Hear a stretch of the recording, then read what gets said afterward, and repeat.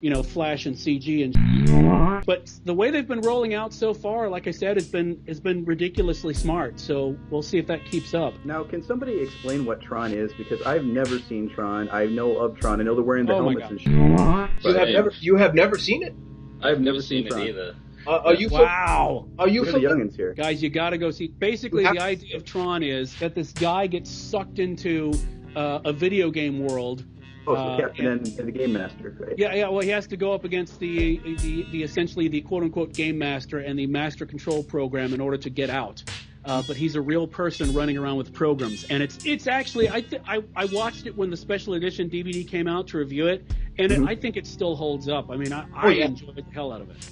Oh, wow. It's definitely a great movie that has a lot of sci-fi things in it, and old school computers, which were basically the size of your living room, that kind of thing. Yep. And it also shows like an arcade and what was hip at the time. Oh, arcades. So, Pac-Man, Donkey Kong, Kangaroo, and all that other stuff. Oh yeah.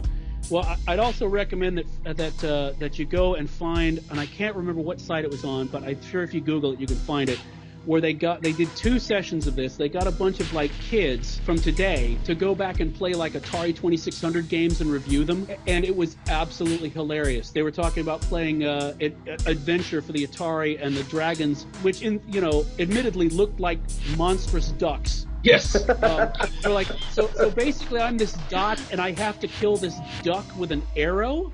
Yeah. What the? Yeah, it was absolutely hilarious. Nice. It was like. The thing is, if you're familiar with the website Strongbad, that duck comes out a lot. Oh, okay. The other bit that they said, which I really could relate to, was there was a kid who was basically saying about arcades. So let me get this straight. You would put a quarter in the game, and eventually you would die, and have to pay more to continue, and you were okay with this? Yeah, that's how it used to be. I know, and he was like 10, and I'm like, Jesus, you sophisticated bastard. It wasn't even that long ago, because like when I was a kid, and even in my early teens, those arcades were still around. I live in Wisconsin. We'd make our yearly trek to Wisconsin Dells, and the highlight of the trip would be my brother and I going to the arcade and like getting like $10 worth of quarters and just going apeshit. Well, I tell you what, I almost could have spent an entire day Disney Quest in Orlando.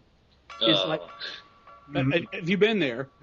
Yeah, I was in Florida a couple of years ago, and it's brilliant there. Oh God! In England, Sorry. Go ahead. Tell me about arcades in England, please. I've never been.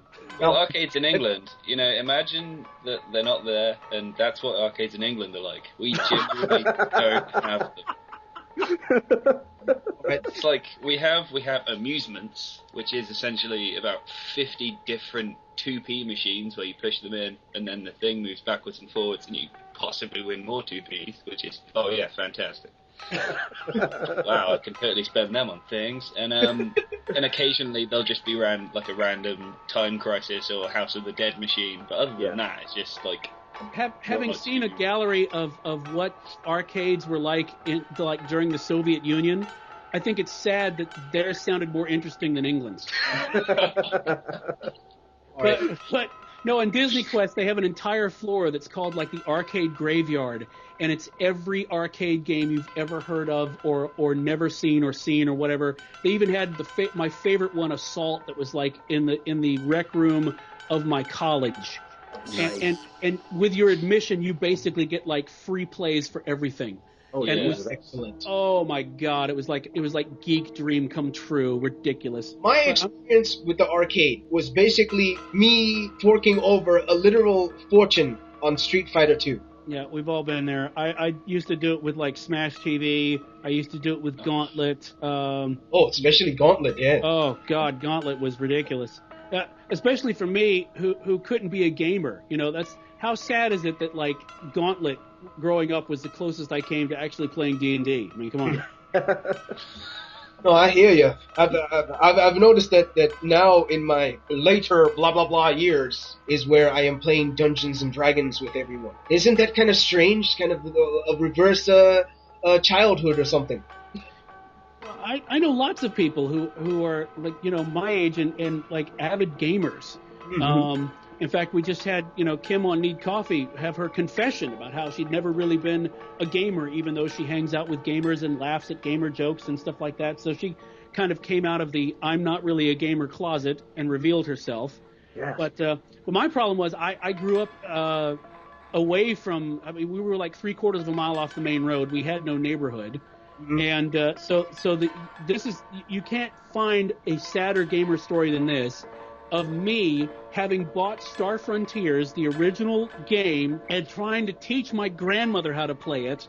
Oh my Lord. Just because there was no one else to play it with. That was traumatic for both of us. That is out there. How long did it take her to fill out her character sheet? Oh my! I kind of did that for her. I was just trying to explain. No, Mama, it's a needler pistol. That's all. And this is I even forget what the races were called, but whatever the Hydra thing was. We're trying to find the Hydra thing, I don't understand. It's just, it was not Hydra good. thing. I forget. It had a name, but it was something like that. Some Hydra-like beast. That was the adventure that came with it, is that basically you were running around this sci-fi-ish town, which was basically just a grid with, this is a sci-fi sounding building, chasing some Hydra monster that has gotten loose. Wow. So, yeah. That is impressive. This is my grandmother, who was a wonderfully sweet and crazy woman, who was trying to tell us about, who called the space shuttle that wagon that goes up into space. So you can imagine what playing Star Frontiers with her must have been like. That probably made sense. Yeah, it made perfect sense to her. It's a wagon. It goes up into space wagon. So, gentlemen, Mal couldn't make it because of bad day or whatever. Yep. But we're almost out of time. A good day. That's every day, Ginyu. I know. I do a podcast with her every week. So, not every day's a good day. let's start off with Witch. Witch, do you have any websites to give props to? Well, of course, there's always good stuff at Need Coffee. Mm-hmm. Because that's what I have instead of a life. So I encourage everyone to come to needcoffee.com and support me in my psychosis. Beyond that, I've been talking with other crazy people on Twitter. So so I get links to crazy things through Twitter. So if anyone has anything crazy for me, I'm at Widget on Twitter. Send it to me, and chances are at 5 o'clock in the morning, I'm up anyway. I'll read it. I can't remember how long ago it was. I think it was like I think it might have been during Red Nose Net, but I linked you to a movie that I was in a couple of years ago, and I never asked if you watched it or not. Which one was this one? I Am Zombie. It's like a really short documentary. I have seen it. Following a zombie around. I think I did watch that, but of course, as we all know, the area of my life around Red Nose has this giant gaping hole towards the end of it. Yes. where I kind of slipped into a fugue state. I slipped into a Takata in fugue state, actually. So yeah, I do think I watched it, but I probably need to watch it again, because I honestly, for the life of me, can't remember any details, much like The Last Stand of Red Nose. All right.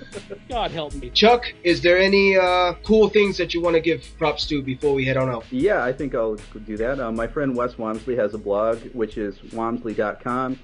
Spelled WAMZLEE, for all those who want to check that out. Also, you can check out our website. I do a podcast with Mallory, who's on El Supercast quite a bit. It's chuckversusmal.com. You can follow us on Twitter. It's just at chuckversusmal. So, all right. Last but not least, Semi, what do you got for us? I don't have any websites to suggest, but I do have one. Just a quick question for Widget. Yeah. Obviously, there's the post you did recently on needcoffee.com about your medical thing recently. Yes. Mm-hmm. How have you enjoyed being able to drink? Well, I would just ask, how would you think I enjoyed being able to drink? Seeing as how I just posted a picture of the Guinness mug that the Cabin Fever guys brought me with some actual Guinness in it for once. So excellent. This has been another amazing El Supercast with our version of Carl. Who has returned.